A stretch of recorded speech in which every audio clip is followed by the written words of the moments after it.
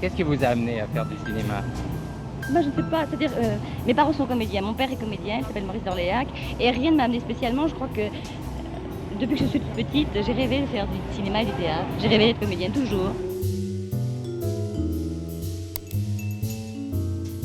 Et nous voici à Cannes sur la Croisette, plus précisément au Festival de Cannes, mais en 1964. Le soleil a rendez-vous avec les étoiles du cinéma. Parmi les stars confirmées, couronnées ou consumées, 2 très jeunes femmes sont en compétition.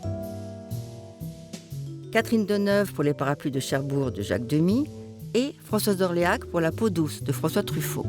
Elles sont belles toutes les deux, néanmoins rivales, et pourtant elles s'adorent. Pourquoi ? Parce qu'elles sont sœurs, presque jumelles. Catherine Deneuve a 21 ans, Françoise 22 ans. Catherine Deneuve, notre star nationale devenue internationale, nous la connaissons bien. Mais Françoise d'Orléac, vous en souvenez-vous ? La connaissez-vous ? On avait 18 mois de différence et nos rapports étaient vraiment des rapports extrêmement forts et très intimes. Enfin, on était vraiment très liés. Elle dévorait la vie. Elle dévorait la vie comme quelqu'un mange une pomme avec gourmandise. Voilà. Elle était en même temps ingénue, en même temps coquine, rieuse, maligne. Oh, elle avait toutes ces qualités. Elle doutait beaucoup d'elle. Elle n'était pas du tout prétentieuse, alors que, je veux dire, ce physique, ce talent, tout lui était permis. Françoise d'Orléac, le don personnifié, le charme le plus total, quelqu'un de totalement extravagant, de drôle. Françoise d'Orléac, toute sa vie, c'est un complexe, une dysmorphophobie. Cette fille sublime, qui est peut-être un peu en avance sur les canons de l'époque, c'est-à-dire au lieu d'être roulée comme un sablier à la Sophia Loren ou à la Gina Lollobrigida, elle est très, très longue, elle est androgyne. Looking back as things happened and my impression of her, which was wonderful, she was an incredible, sweet, great girl. Tu te souviens d'elle? D'abord, elle était d'une beauté, mon Dieu, mais elle était à tomber. Hein. Je me souviens, devant la glace, il y avait un miroir à l'entrée, et je la revois se pomponnant un peu, et surtout, alors, son violet qu'elle se mettait sur les yeux, mais un violet fort. Hein. Mais elle se maquillait l'œil à la Garbeau. Oui, tu te souviens, le trait comme ça qui tombait un peu. Oui. C'était la mode. Oui, elle avait une admiration pour Garbeau. Oui, c'est vrai. Son rêve. Elle ne lui ressemblait pas du tout, mais enfin, elle l'aimait, quoi. Peut-être qu'elle voulait ressembler à Garbeau, mais sans doute que c'était un vœu ambitieux et un vœu professionnelle, c'est-à-dire qu'elle aspire à la carrière de Garbeau, faire tous ces films qui ont épaté ses parents, en fait. Alors, dans la comédie, il y a un secret, c'est qu'il faut que ce soit vif. Je disais toujours à l'époque, il n'y en a qu'une qui parle vite, c'est Françoise d'Orléac.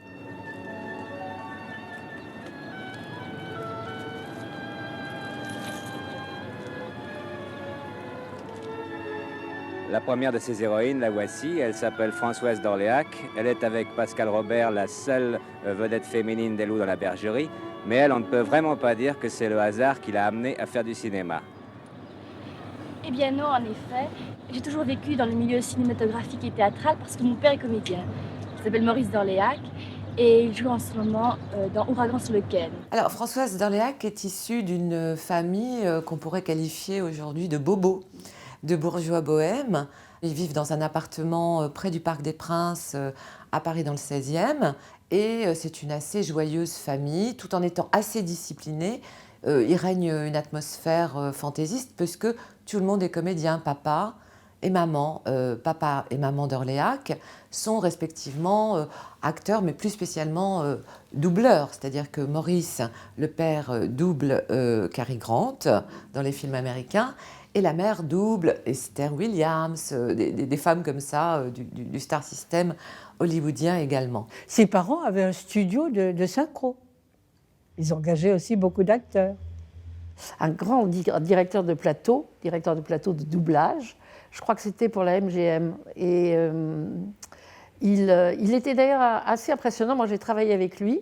Il m'impressionnait parce qu'il était assez austère, assez sévère, enfin l'apparence en tout cas. C'est drôle d'ailleurs, on ne peut pas imaginer qu'il ait eu ces 2 filles, mais il prenait ses distances. Elle était la préférée de son père. Oui, il projetait sans doute un destin de comédie sur la fille aînée, plus que sur les autres.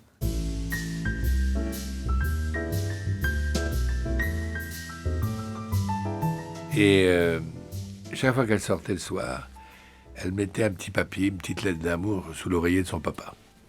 Elle lui disant « je serai sage, je rentrerai pas trop tard, je t'aime, tu es l'homme de ma vie ». Enfin, c'était adorable et gentil.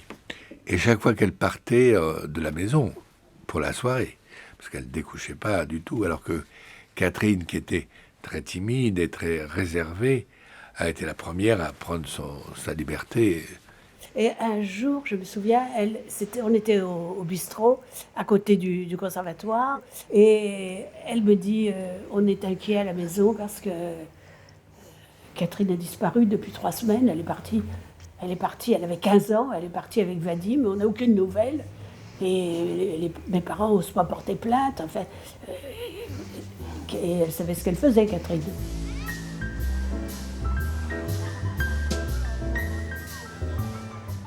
J'ai 2 sœurs aussi, enfin 3 sœurs, dont 2 tournent en ce moment dans Les Petits Chats, avec Villa comme metteur en scène.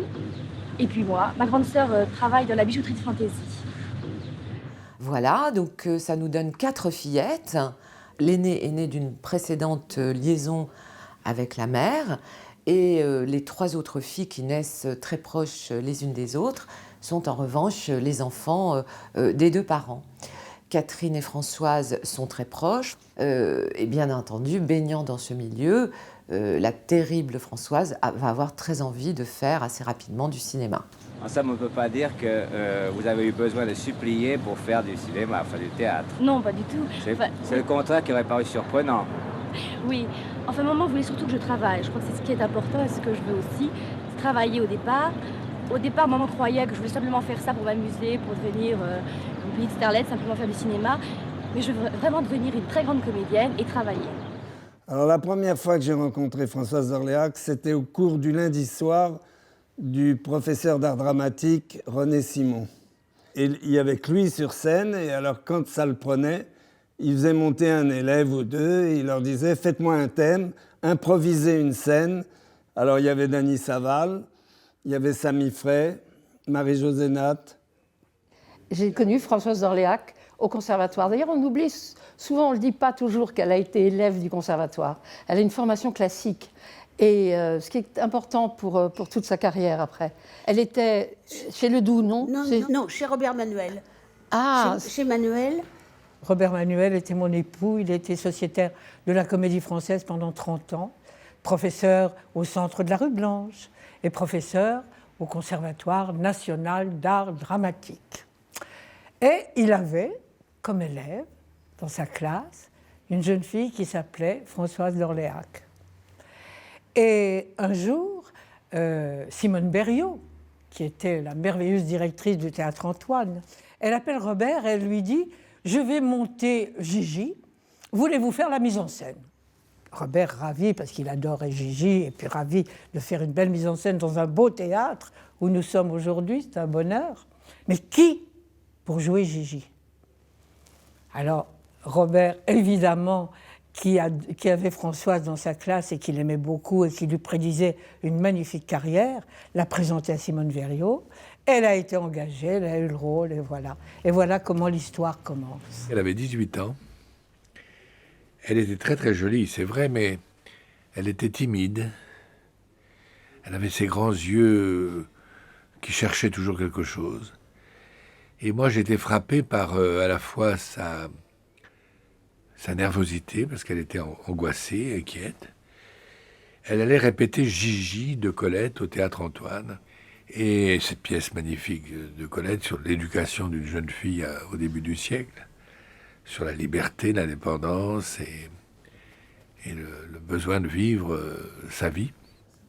Françoise a vraiment pris cette affaire de théâtre au sérieux. Gigi, l'héroïne de Colette, au théâtre Antoine, où la grande Gaby Morlaix lui donnait la réplique. Albert, mais passez pas sans moi! Albert, voyons, mais attendez-moi, voyons enfin! Mais depuis quand donne-t-on des ordres à un domestique par la fenêtre d'un 2e étage? J'ai même plus regarder les automobiles. Oh! Tante, si tu m'avais vu dans le teuf-teuf de tonton, c'était comme ça. Mais du coin de l'œil, je voyais les gens qui me regardaient. Et à la hauteur du Trocadéro, un vieux monsieur très chic m'a salué en soulevant son chapeau de forme. Un vieux monsieur. Oui, Tiens. Bon, et maintenant, tu me regardes pas. Attends, écoute, tu n'es pas si pressé. C'est-à-dire qu'on n'a pas mis de barrière à votre vocation, mais je pense qu'on a quand même dû vous avertir des dangers que l'on courait dans ce métier. Oui, bien sûr. Vos parents doivent les connaître. Oui, bien sûr. Quels sont ces dangers? Eh bien, à mon avis, le premier danger, enfin, le plus grand danger pour moi, c'est de ne pas démarrer comme ça en flèche et ensuite retomber. Ensuite, il y a beaucoup de gens qui vous font des propositions plus ou moins bien et qu'il faut naturellement, à mon avis, refuser. Faire une véritable carrière et non pas une carrière fulgurante pour retomber ensuite. On vous a fait ce genre de proposition plus ou moins bien? Non, pas encore, parce que je crois que ça dépend surtout de la fille et on doit tout de suite mettre les choses au point, dès le départ. Vous l'avez dit très justement, c'est évidemment très dangereux d'être projeté d'un seul coup dans un grand film avec des metteurs en scène, toute la publicité qu'il y a autour, car après il faut essayer de prouver qu'on a eu raison de vous employer de cette manière-là. Et en ce moment, il y a une concurrence terrible. Chaque jour, il y a de nouvelles actrices qui sont justement lancées de cette manière, et à peine on commence à savoir leur nom qu'il faut déjà les oublier. Qu'est-ce que vous pensez, vous, faire pour lutter contre cette concurrence? Eh bien, le meilleur moyen, je pense, c'est de travailler pour lutter contre cette concurrence. Parce que quand tout vous arrive, forcément, on a tendance à jouer la facilité.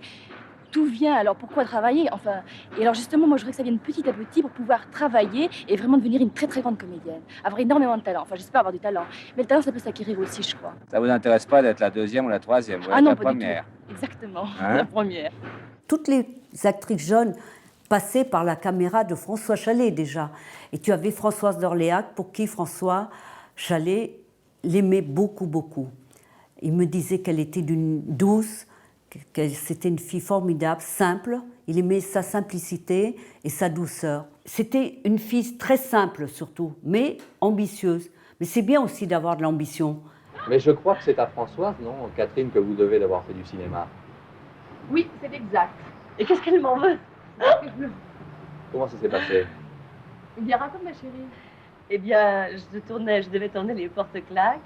Et dans le film, j'avais besoin d'une sœur. Et le producteur Francis Cohn m'a demandé si je ne connaissais pas quelqu'un qui me ressemblait beaucoup. Alors j'ai dit, si, j'ai une sœur qui me ressemble beaucoup. Oui, enfin. Enfin, assez. Et c'est comme ça que Catherine a commencé à faire du cinéma. Et elle n'était pas très contente d'ailleurs. Elle l'a fait parce que c'était les vacances, les grandes vacances. Parce qu'on m'y a poussé. J'ai été poussée dans ce métier. Oh, quelle toupette. Exagérable. Alors les caractères des deux filles qui pourtant dormaient dans deux lits superposés dans la même chambre et qui étaient excessivement proches sont absolument opposés l'un à l'autre. C'est-à-dire que Catherine est déjà très classique, une vraie petite fille modèle, elle est brune et non blonde comme on le sait lorsqu'elle est enfant. Et Françoise également est une brune, mais alors elle avec un petit côté garçon manqué, un petit côté poule beau que n'aura jamais Catherine. Elles sont différentes à la voix, elles sont différentes au physique et au tempérament surtout. Mais elle était beaucoup plus déterminée, beaucoup plus sûre de ce qu'elle voulait faire, puisqu'elle voulait d'abord être religieuse et ensuite actrice, et qu'elle est passée avec la même fougue et la même véhémence de ce feu sacré à celui des planches. Et puis elle a commencé à faire du cinéma, tout en continuant le théâtre. Elle n'avait pas la même nature, disons. Catherine, c'était une nature un petit peu rentrée, timide. Elle était très, très timide.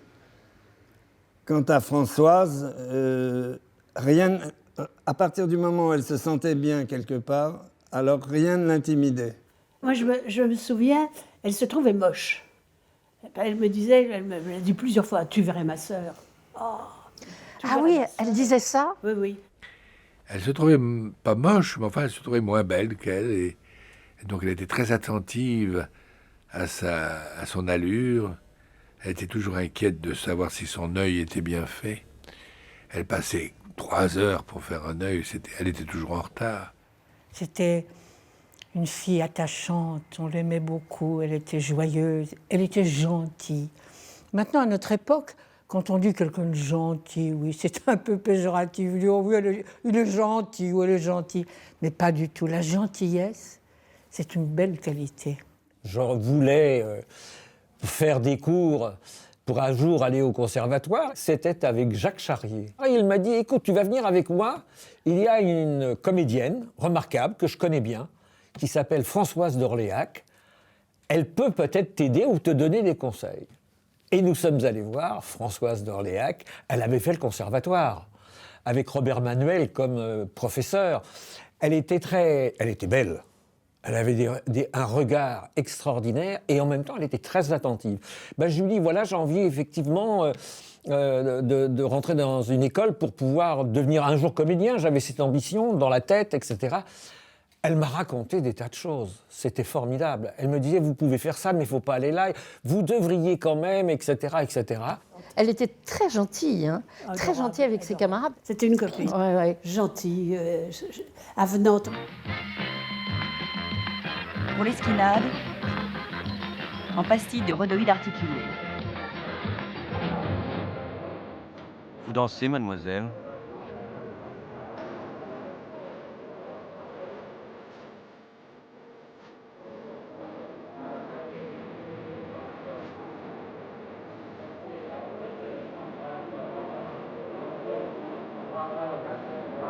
Et à Montparnasse se passait beaucoup de choses, notamment, boulevard du Montparnasse, à cette époque-là, une boîte de nuit qui s'appelait l'Epi Club, apparaît. Et là, vraiment, on peut dire que Paris se faisait là. T'as été à l'Epi? Ben non, je t'ai pas vu à l'Epi. Ben oui. Et en tout cas, à l'Epi, souvent en fin de semaine, mais enfin, elles étaient là, les deux sœurs d'Orléac, faisant un effet considérable. C'est comme si je les voyais encore, assises en bas sur les... Enfin, assises, pas tellement Françoise, Catherine en tout cas, assise en bas sur les canapés, Catherine fumant mélancoliquement, et Françoise sur la piste, dansant magnifiquement, déchaînée, avec Jean-Pierre Cassel. J'aime pas rester sans rien faire, elle disait. Alors je tourne ce qui se présente. Même si c'est pas un chef-d'œuvre, même si le scénario n'est pas un chef-d'œuvre, ça ne me gêne pas. L'important, c'est que je joue.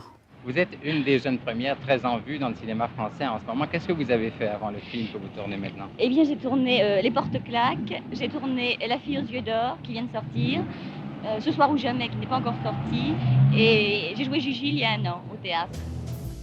Françoise d'Orléac commence donc à tourner.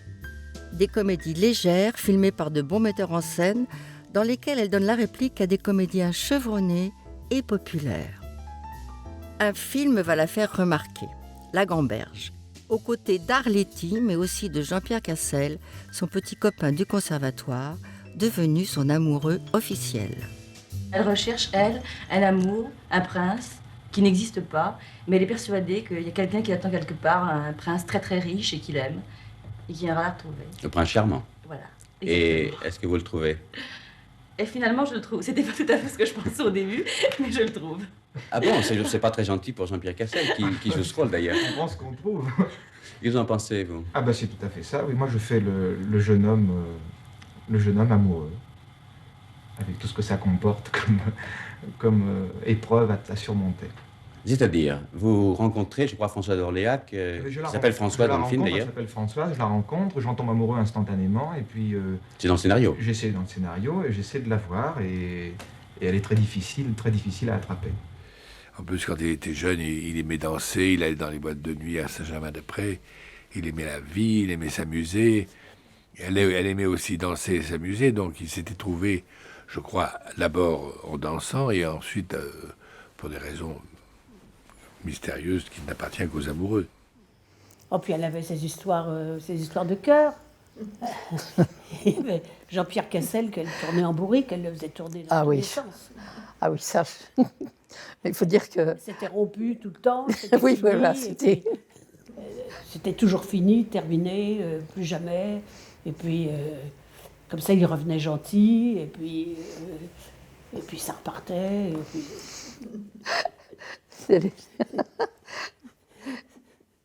Moi, un jour, je l'avais rencontrée justement sur un plateau. Elle me dit, oh, je m'emmerde. Je veux dire.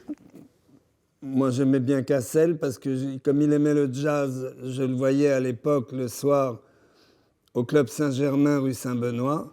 Jean-Pierre et Françoise, quand ils dansaient, c'était un chef-d'œuvre. Tu sais, il n'était pas toujours commode, le Cassel. Hein. Surtout, c'est-à-dire qu'il avait compris qu'il n'allait pas pouvoir la garder, surtout. Quand un homme sent qu'il ne va pas pouvoir garder une femme qu'il a dans la peau, c'est terrible. Est-ce qu'elle était un cœur d'artichaut? Non, bizarrement non. Mais quand elle rencontrait quelqu'un qui la faisait rire et qui lui déclenchait des crises de rire, c'était ça qui l'amusait. Alors elle l'imposait un peu à Jean-Pierre. Alors lui, des fois, il était content, mais des fois, il avait envie de rester seul avec elle, ce qui se comprend. Elle faisait des ravages, mais sans le vouloir. Elle ne cherchait pas ça. Elle n'était pas une séductrice. Non, elle ne cherchait pas du tout à séduire. Elle était comme ça, c'était sa nature. Et puis, je me suis aperçu que j'étais devenu un peu, comme on appelle au XVIIIe siècle, un amoureux, c'est-à-dire aimer sans être aimé. Je crois qu'elle m'aimait beaucoup comme amie, on riait beaucoup ensemble. Monsieur le vicomte attend sans doute quelqu'un. Exactement, mon cher Édouard. Un visiteur de marque, un confrère.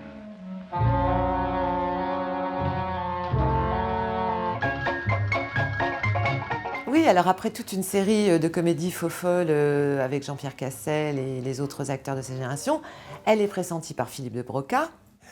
Philippe faisant ce film avec Belmondo, le cartouche, partant à Brésil pour présenter ce film. Avec Belmondo, là-bas, ils s'amusent comme des fous, à Rio, et ils ont cette idée de revenir. C'est trop bien, le Brésil. Et déjà, ils ont un titre en tête, L'homme de Rio. Voilà. Mais il n'y a pas de scénario. Donc, je suis entré dans cette équipe. Quand on parlait du personnage de la jeune fille, bah, c'était elle depuis le début. Moi, je lui ai demandé, mais qui tu as déjà une idée? Ben oui, ça sera Françoise. Finalement, il a fini par convaincre tout le monde. Elle est montée au firmament, Françoise. L'homme de Rio, c'est exactement Françoise dans la vie. Elle lui dit, on part à New York demain, elle part. Et l'âme d'homme de Rio, c'est Françoise. Enfin, il y avait ça chez Philippe, mais aussi chez Belmondo et chez Françoise, l'art du premier degré. Donc, on fait tout à fond. On joue à fond, mais aussi le deuxième degré, il y a le clin d'œil. C'est-à-dire que on sait que ce n'est pas vraiment sérieux, mais on le fait avec sérieux, et surtout avec une énergie qu'elle avait, que lui a. Mais en tout cas, c'est cette énergie communicative que ces deux acteurs et ce metteur en scène qui parlaient la même, on pourrait dire, parlaient la même langue, quoi.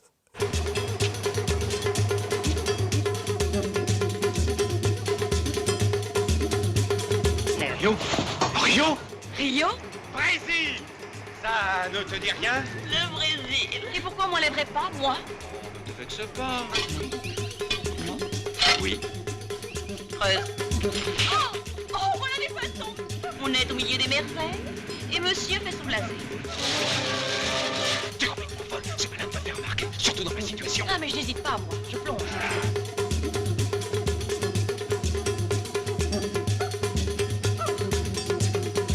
Enfin, le plus grand danger pour moi, c'est de ne pas démarrer comme ça en flèche et ensuite retomber. Quand tout vous arrive, forcément, on a tendance à jouer la facilité. Tout vient, alors pourquoi travailler? Enfin, et alors justement, moi, je voudrais que ça vienne petit à petit pour pouvoir travailler et vraiment devenir une très très grande comédienne. Malheureusement, dans ce métier au rendez-vous hasardeux, le travail ne suffit pas. Mais retournons à Cannes, au festival, en 1964. Venue à Cannes présenter la peau douce de François Truffaut, admirée par les uns, détestée par les autres, Françoise d'Orléac rencontre sur la croisette le scénariste du film Jean-Louis Richard. Ah! Bonjour. Bonjour. Vous avez eu des réactions sur la projection d'hier soir? Non, pas encore beaucoup, je dois dire. Non, et vous? Enfin, c'est de bon augure parce que je vois que les gens vous regardent beaucoup dans la rue. Non, j'ai pas eu de réaction, non. Oui, j'espère qu'ils me regardent beaucoup parce qu'ils ont vu la projection, pas parce qu'ils me regardent comme ça, comme tout le monde. Peau douce, film culte, film assez spécial, qu'on dira nouvelle vague, mais qui en réalité est tout à fait à part, je trouve, dans l'écriture cinématographique du cinéma, et qui raconte une adultère, mais sous un angle le plus gris, le plus terne et le plus anxiogène qui soit. Mais dans ce ciel d'orage, un arc-en-ciel, Françoise d'Orléac. Mais que pense-t-elle elle-même de l'accueil fait au film? Je crois que les avis ont été très partagés. Moi, c'était la première fois que je voyais le film, alors j'étais très émue. Je ne me suis pas bien rendu compte autour de moi parce que j'étais trop émue. Ce que j'ai lu dans la presse ce matin, je préfère déplaire aux gens à qui j'ai déplu et plaire aux autres. Pour moi, de toute façon, je trouve que c'est un film merveilleux et c'était merveilleux pour moi de tourner avec François Truffaut, merveilleux. Cette année-là, à Cannes, sont présentés 2 films. Les Parapluies de Cherbourg, où Catherine Étincelle, et La peau douce, où Françoise a son premier grand rôle dramatique, ce à quoi elle aspirait, elle qui ne jouait que des faux-folles. Dilemme, comment les 2 sœurs vont-elles gérer cette rivalité que, bien sûr, la presse monte en épingle? Que restera-t-il de ce festival 17e du nom? Sans jouer aux prophètes, Les Parapluies de Cherbourg, bien sûr, de Jacques Demy et Michel Legrand, La peau douce, mais oui, de François Truffaut. N'empêche que cet été-là, sur la Croisette, on ne parle que des parapluies et pas du tout de La peau douce. La peau douce fait un bide. La peau douce est en avance sur l'époque. Et puis, c'est un film, encore une fois, plein de grisailles, plein de mélancolie, plein de cynisme aussi. Plus dur que je ne croyais. Les habitudes. Et puis Sabine, que je ne verrai plus qu'en visite. Bien alors, si c'est vraiment comme ça, tu as fait une belle connerie. Nicole, sa maîtresse. Spontanée, tendre et sensuelle, elle hésite entre son amour et sa liberté. Alors tu veux m'épouser? Si je dis oui, tu iras trouver mon père à Bordeaux et tu lui demanderas ma main, c'est bien ça? Écoute Pierre, il y a eu un grand malentendu entre nous.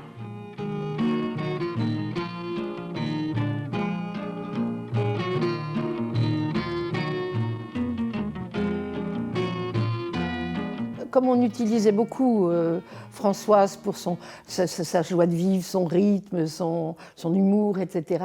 Et là, elle est plus mystérieuse, plus inattendue, elle est moins attendue, justement. Et elle montre un aspect de son talent, de son physique. Elle avait des regards aussi. Vous voyez, j'aimais beaucoup ce côté. Une maîtrise, déjà. Elle avait une maîtrise. C'est très surprenant, mais ça, c'est l'histoire des enfants de la balle. Ils savent. On n'a pas besoin de leur apprendre, ils savent. Je me souviens qu'elle était triste après le festival de Cannes.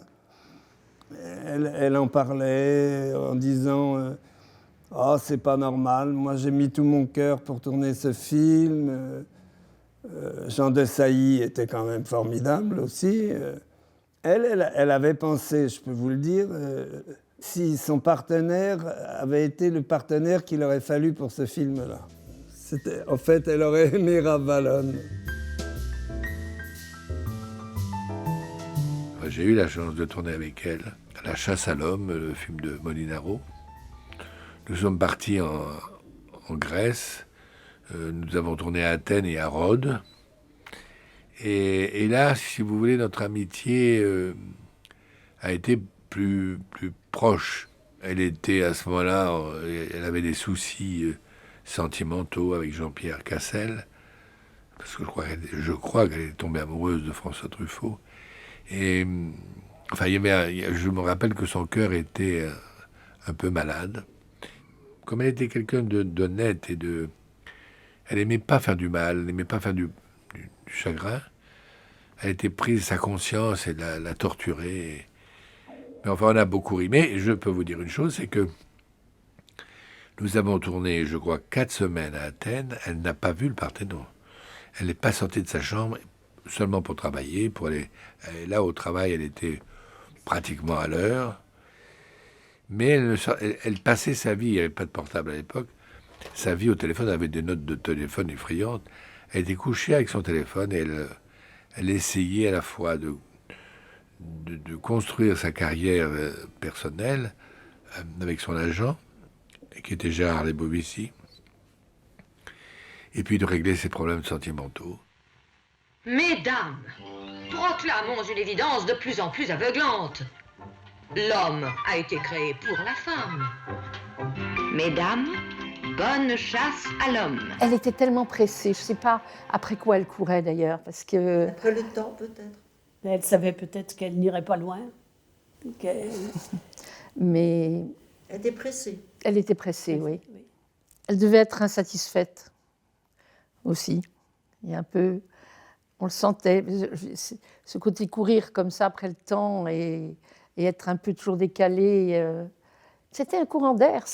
Elle était là, elle était ailleurs, elle aurait voulu être... je ne sais pas, elle devait avoir des problèmes avec le présent, avec le temps présent.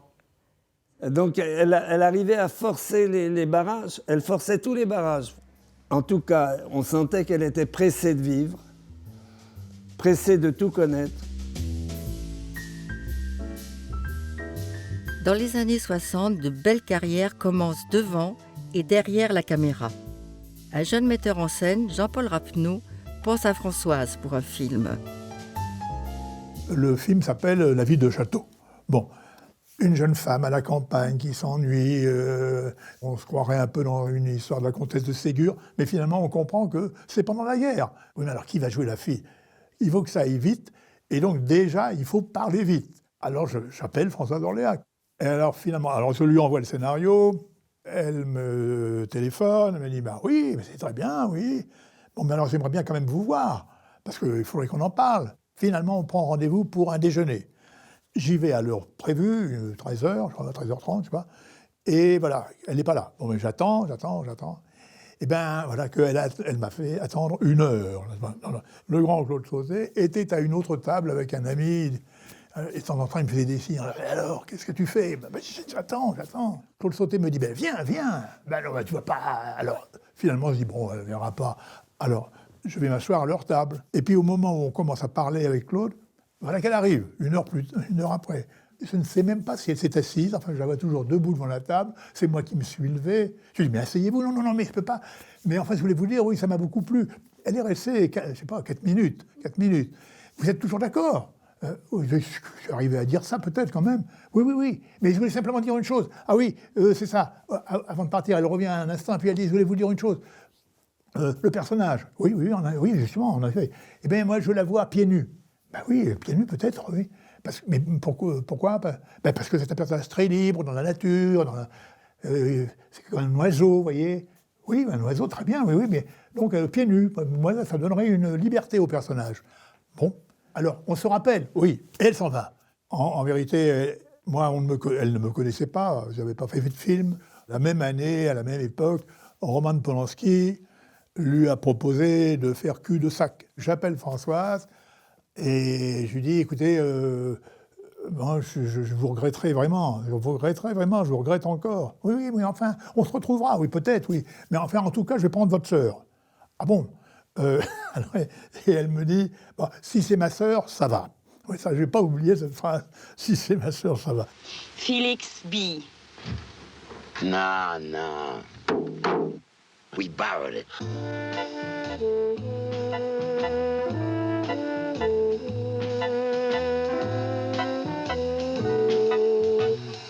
Take me away, good man! What happened? He came in, take me away! Wait.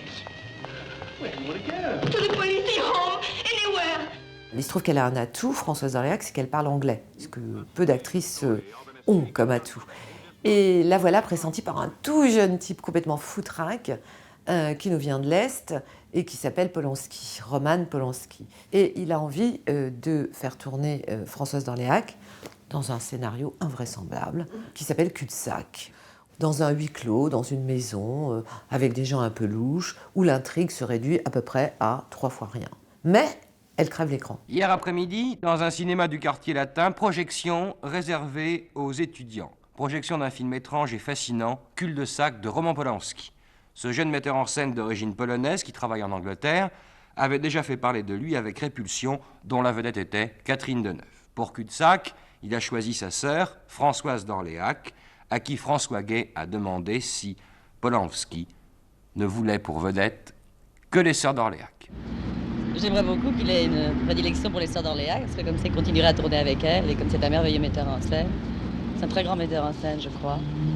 Et ça serait merveilleux de continuer à tourner avec lui. Que pensez-vous de lui comme metteur en scène dans le travail? Est-ce qu'il est très dur? On dit qu'il est très dur. Très dur, très difficile. Je crois que c'est une des personnes les plus difficiles avec lesquelles j'ai travaillé. Mais le résultat est tellement formidable que ça en vaut la peine. Ça en vaut toujours la peine quand c'est pour un bon résultat.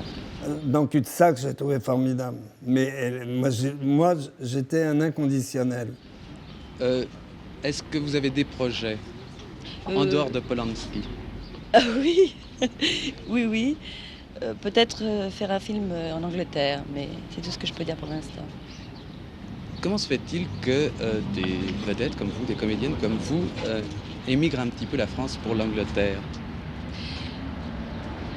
D'abord parce que je crois que quand on fait ce métier, il ne faut pas faire ce métier par rapport à un pays, mais il faut le faire par rapport aux metteurs en scène. Et si on vous propose des histoires qui vous plaisent beaucoup dans d'autres pays, il faut les accepter.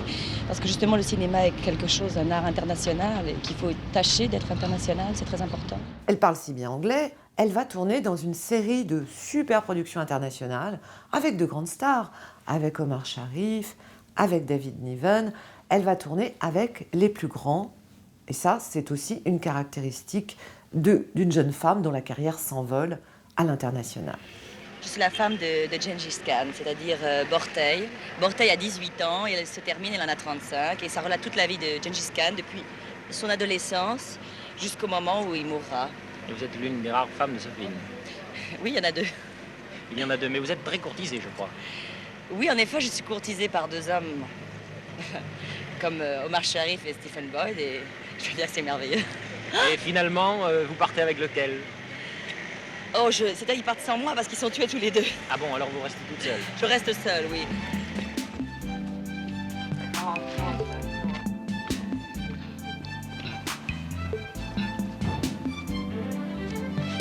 Votre tempérament s'accommode davantage des rôles que l'on vous a vu jouer jusqu'à présent, qui sont des rôles de fantaisiste un peu fofolle par instant. Ça, c'est la première apparence, l'apparence extérieure. C'est plus facile d'avoir l'air fofolle et de rire. Mais intérieurement, je m'accorde mieux avec les rôles un peu plus dramatiques. C'est plus facile peut-être? Non, c'est pas plus facile. Mais je suis mieux dans ma peau qu'à jouer des écervelés sans beaucoup de tête. C'est pas amusant de jouer des filles qui n'ont pas de tenue, qui sont complètement molles, qui n'ont pas de personnalité vraiment.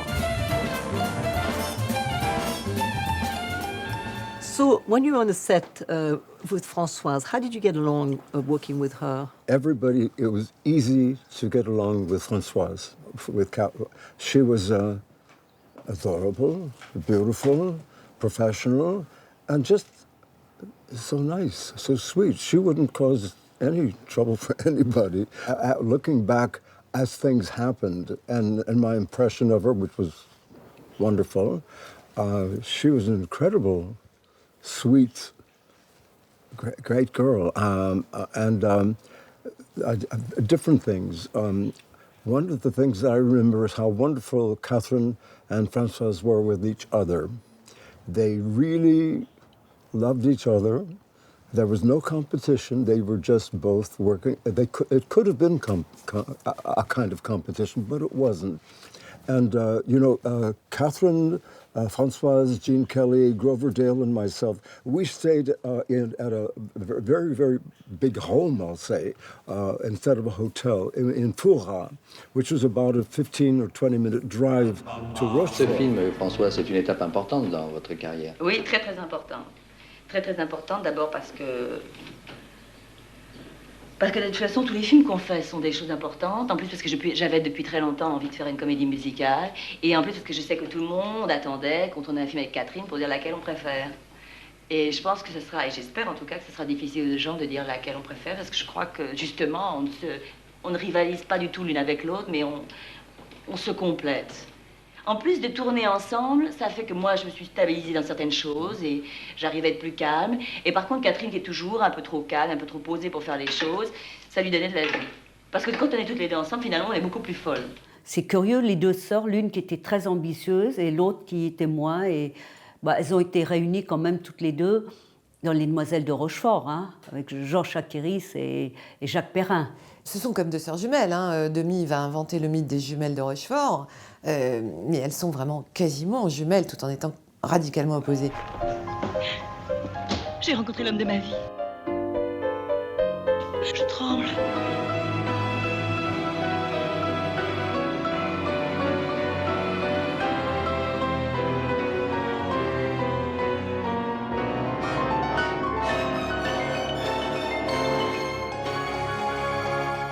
The filming was indoors and sometimes outdoors.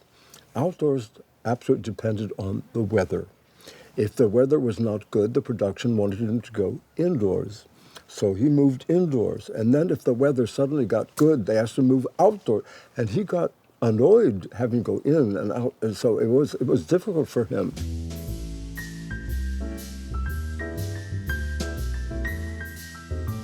The point was that when I was sitting with Françoise in the hotel having a drink after she got back, was she said she had never seen him like that. I remember that she had that kind of temperament, and that he made her cry too.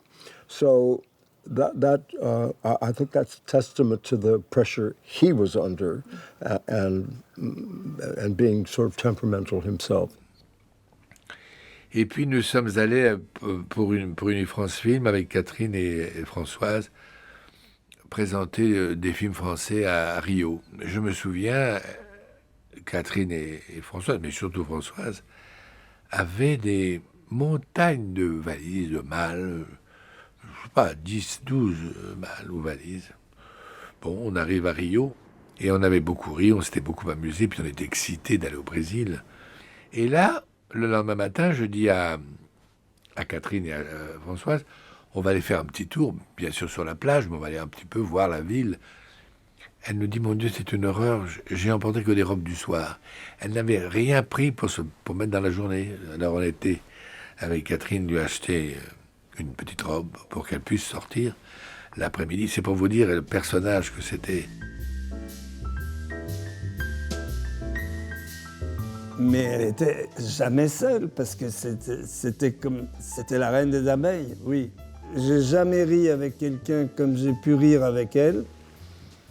Et elle se prêtait à toutes les blagues, et puis je la revois sur la plage. Je la revois avec son maillot de bain sur la plage.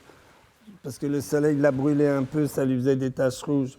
Alors elle me disait, oh ben je vais me mettre dans l'eau, comme ça. Alors Jean-Pierre, il lui disait, mais non, mets-toi de la crème, mets-toi de l'ambre solaire, mets-toi... Oh non, elle disait, non, je ne veux pas mettre de la crème. Et puis alors après, puis on en a partout et tout.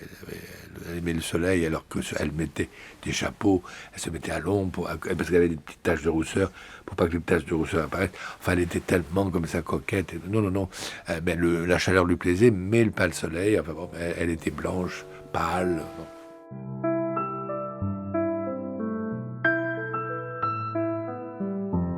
Je me souviens, elle était amie avec Guy Béard, qui lui sortait sa guitare. Mais alors, il ne s'arrêtait pas. Ça pouvait durer 4 heures comme ça. Alors, au bout d'un moment, elle me disait « Allez, viens, on va place des Lys.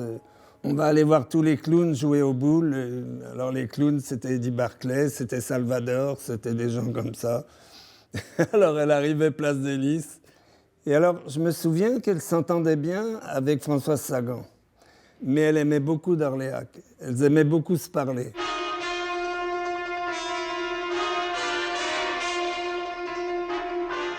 Ce film de Ken Russell, Un cerveau d'1 milliard de dollars, Françoise d'Orléac ne l'a pas vu. Elle n'était pas à New York pour sa sortie en décembre 1967. En juin, elle meurt de façon tragique. Elle était magnifique, elle était belle, elle était drôle, elle avait tout. Et quand vous apprenez que la trajectoire s'arrête comme ça s'est arrêté, vous vous dites merde, qu'est-ce qu'il fait, Dieu? Vous avez un profond sentiment d'injustice. On ne comprend pas. On dirait pourquoi? Mais pourquoi elle? Pourquoi comme ça? Pourquoi la vie est remplie de pourquoi. Comme quand on aime quelqu'un beaucoup, c'est pas possible. Non, c'est pas possible. Nous descendions dans le Midi, donc je prends l'avion pour Nice et je me retrouve avec Françoise. Et elle avait un petit chien, elle était belle, Elle est toujours très chic, très, très élégante. Et puis on descend, elle me dit, moi je vais chez mon fiancé, un nouveau fiancé. Bon, elle me dit, après j'irai à Saint-Tropez passer 3 jours. Et elle me dit, tu rentres quand? Je dis, ben je rentre vendredi. Ah ben elle me dit, moi aussi. Alors quel avion? L'avion de 4 heures. Elle me dit, oui, parce que moi j'ai un rendez-vous le soir avec des Anglais pour un film. Et puis je l'appelle comme convenu à Saint-Tropez. Et puis elle me dit, finalement, je ne prends pas l'avion de 4 heures. Je prendrai l'avion de 7 heures. Parce qu'il fait tellement beau, on est tellement bien que je veux profiter jusqu'au dernier moment. Et puis j'irai prendre l'avion de 19 heures. Je dis, bon, écoute, très bien. Bon. Je suis triste parce que je ne t'aurais pas vu, mais enfin bon, bien. Je prends mon avion de 4 heures, j'arrive à Orly. Et puis, le soir, elle avait loué une voiture, une R8, une petite Renault 8 rouge. Elle avait son chien sous les genoux, elle conduisait très mal. Enfin, elle conduisait trop vite, en tous les cas. Il s'est mis à pleuvoir un peu, et puis la voiture, en arrivant à Nice, a dérapé, et elle est rentrée dans un pylône. Et elle n'est pas morte sur le coup, la voiture a pris feu, et elle a voulu sortir de la voiture.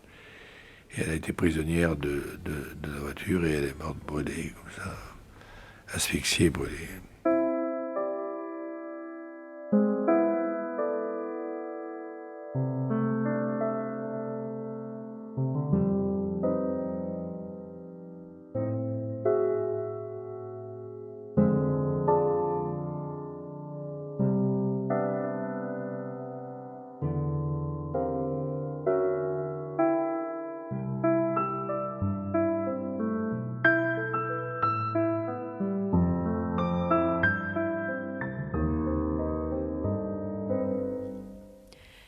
Je vous dis que je n'accepte pas la mort. Alors, il est évident que la mort de quelqu'un qui me touche, je l'accepte encore plus difficilement.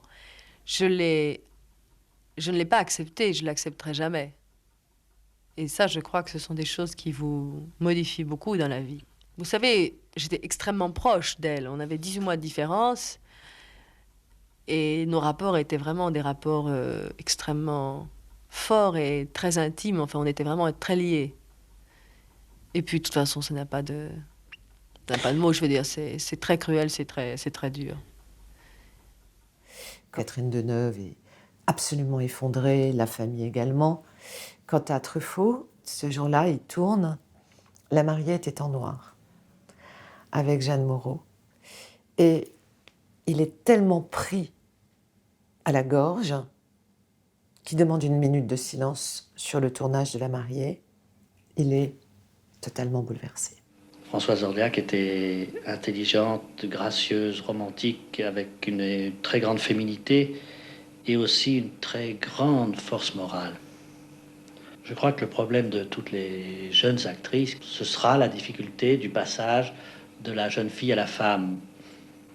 Et je crois que Françoise d'Orléac ne courait pas ce risque parce qu'elle était, au contraire, elle était une femme prématurée.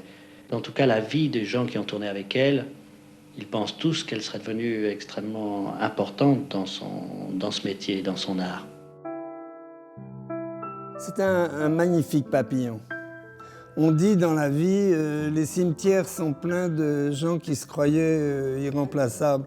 Je trouve cette phrase fausse. Fausse parce qu'il y a vraiment des gens qui sont irremplaçables, comme Françoise d'Orléac. Et je trouve que le rôle principal d'une actrice, c'est de faire rêver. Je trouve que les gens devraient faire rêver. Et c'est pour ça que j'aime pas tellement les actrices qui mélangent beaucoup leur vie privée avec leur vie professionnelle. Parce que quand on connaît trop de choses de leur vie privée, on n'a plus tellement envie d'aller les voir au cinéma. Et elles vous font plus tellement rêver, elles vous font plus croire à des personnages différents.